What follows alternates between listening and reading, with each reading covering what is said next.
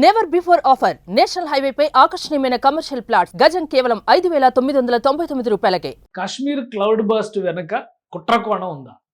ముఖ్యంగా భారత ఉత్తరాది సరిహద్దులో కాశ్మీరు, హిమాచల్ ప్రదేశ్, ఉత్తరాఖండ్ ఈ ప్రాంతాల్లో వరుసగా క్లౌడ్ బర్స్టులు జరగడం వెనుక విద్రోహ కోణం ఉందనేటువంటి అనుమానాన్ని కేంద్రానికి చెందినటువంటి నిఘా వర్గాలు వ్యక్తం చేస్తున్నాయి. దీనికి ఎంతవరకు పాసిబిలిటీస్ ఉన్నాయి? అసలు కాశ్మీర్లో వచ్చినటువంటి ఈ క్లౌడ్ బర్స్ట్ వలన దాదాపు 12 మంది చనిపోయారు, 200 మంది గల్లంతయ్యారంటున్నారు. దీని స్టేటస్ చూసిన తర్వాత, అక్కడ అకస్మాత్తుగా వాతావరణం మారిన విధానం చూసిన తర్వాత, ఒకటి క్లైమాటిక్ చేంజెస్ ఫ్యాక్టర్ అనేది సాధారణంగా సహజంగా కనిపించేటువంటి అంశం. వీటితో పాటు అనూహ్య పరిణామాల వెనుక విదేశీ హస్తం ఉందా అనేటువంటి అనుమానాలు కూడా వ్యక్తమవుతున్నాయి.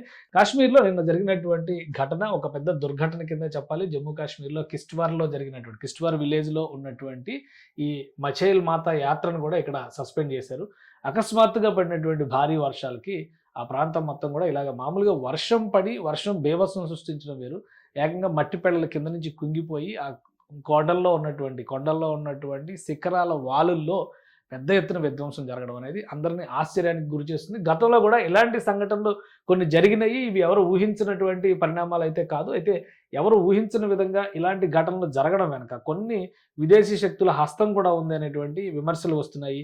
ఇప్పుడు అదే కోణంలో భారత నిఘా సంస్థలు కూడా అధ్యయనం చేస్తున్నాయి. ఈ క్లౌడ్ బర్స్ట్కి సంబంధించినటువంటి కొన్ని విజువల్స్ ఇప్పుడు సోషల్ మీడియాలో వైరల్ అవుతూ ఉన్నాయి. ఇంత అనూహ్యంగా పరిణామం జరగడం వెనుక ఉన్నటువంటి కారణం ఏంటి? గతంలో కూడా తెలంగాణ ముఖ్యమంత్రి కేసీఆర్ ఒకసారి ఒక స్టేట్మెంట్ ఇచ్చారు. ఇంతకు ముందర ఉత్తరాది రాష్ట్రాల్లో ఇలాంటి క్లౌడ్ బర్స్ట్ కుట్రపూరితంగా 10 సెంటీమీటర్స్ కంటే ఎక్కువ వర్షపాతం నమోదయ్యే విధంగా చేయడం వెనక కొంతమంది విదేశీ శక్తుల హస్తం ఉందనే అనుమానాలు వ్యక్తమైనవి.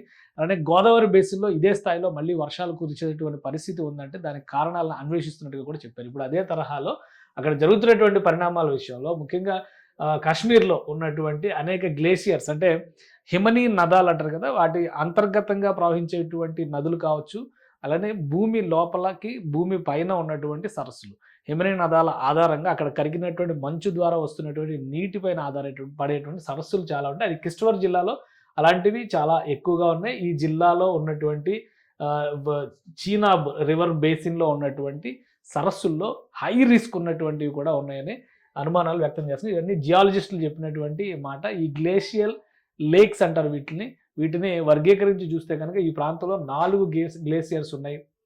ముండిక్సర్ అంటే ఇది చీనాబ్ బేసిన్లో వస్తుంది, హై రిస్క్లో ఉన్నటువంటిది. అలానే హంగు లేక్ చీనాబ్ బేసిన్లోనే వస్తుంది, ఇది కూడా హై రిస్క్లో ఉందని చెప్తున్నారు. తర్వాత అన్నేమ్డ్ లేక్ ఒకటి, దానికి సంబంధించి కూడా ఇంకా పేరు పెట్టండి, మోడరేట్ రిస్క్లో ఉంది. ఇంకోటి పత్లా పానీ లేక్, ఈ పత్లా పానీ లేక్ కూడా డేంజర్ జోన్లో ఉన్నటువంటి మోడరేట్ రిస్క్లో ఉన్నట్టుగా చెప్తున్నారు. ఇది జియాలజిస్టులు చెబుతున్నటువంటి మాట. కానీ అనూహ్యంగా క్లౌడ్ బర్స్ట్ జరగడం వెనకాల కొన్ని శక్తుల హస్తం ఉండొచ్చు.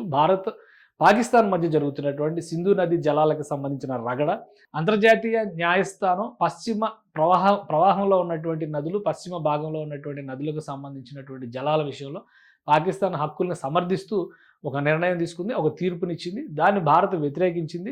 భారతదేశ అవసరాల తర్వాతే మిగులు నీళ్లు కిందికి వెళ్తాయనేటువంటి వాదన చేసింది. ఇది జరిగినటువంటి మరుసటి రోజే ఈ క్లౌడ్ బర్స్ట్ జరగడం వెనక అనేక అనుమానాలకు తావిస్తున్నట్టుగా చెబుతున్నారు. దీనిపైన కేంద్ర ప్రభుత్వ నిఘా వర్గాలు కూడా దృష్టి పెట్టాయి. ఒకవేళ దురుద్దేశపూరితంగా జమ్మూ కాశ్మీర్లో అశాంతి రగిలింపజేసేందుకు సైన్స్ని ఉపయోగిస్తున్నారా, ఈ విధమైనటువంటి కుట్రపూరిత చర్యలకు పాల్పడుతున్నారా అనేటువంటి అంశం పైన కూడా నిఘా సంస్థలు అధ్యయనం చేస్తున్నట్టుగా తెలుస్తుంది. గతంలో కేవలం ఆరోపణల రూపంలో మాత్రమే ఉన్నాయి. ఇప్పుడు కొన్ని ఇన్సిడెంట్స్ జరిగిన తర్వాత కంటిన్యూస్గా జరుగుతున్నటువంటి ప్రాసెస్లు చూసిన తర్వాత ఈ అనుమానాలు బలపడుతున్నాయని చెప్పని ఢిల్లీ వర్గాల నుంచి వస్తున్నటువంటి సమాచారం.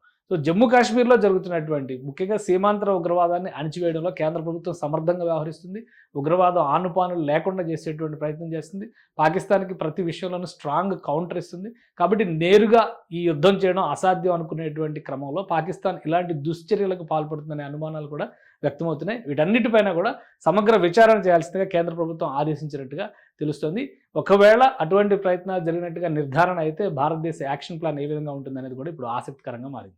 సుమన్ టీవీలో మీ పర్సనల్ అండ్ బిజినెస్ ప్రమోషన్స్ కోసం కింది నెంబర్కి కాంటాక్ట్ చేయండి.